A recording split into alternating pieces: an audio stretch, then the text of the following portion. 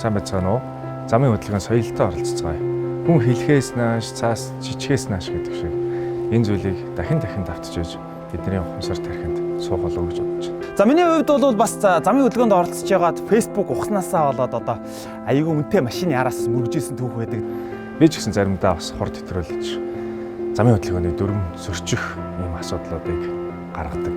Ер нь бол эрсдэлтэй учирж ээж уудж ээж за ингэж болохгүй байна гэсэн ойлголтыг авдаг. Одоо бол энэс хойш гарахгүй байцгаая гэж та бүхнийг уриалмаар байна.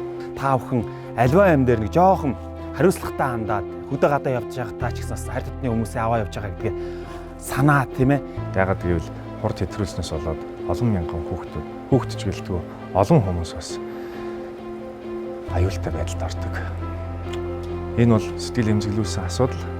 Тэгэхээр өнөөгийн нийгэм бид нар 21-р зуунд ухамсар тархиа ажиллуулж ухаанаар, уураар биш, ухаанаар бүгдийг шийдье гэдгийг та бүхнээсээ чин сэтгэлээсээ хүсч энэхүү аянд нэгдэж байна. Яаралгүйгээр тайван хөдөлгөөнд оролцоорой гэж бас уриалж байна. Чи би гэдэг дүрмийг бүгдээрээ бас баримталж замын хөдөлгөөнд оролцоцгоё. Бие биендээ уурлах биш, бие биендээ ухаанаар хандаж нэг нэгэндээ сайхан инээмсэглэлийг үлдээцгээе. Яарад яах вэ? Яарад яах вэ?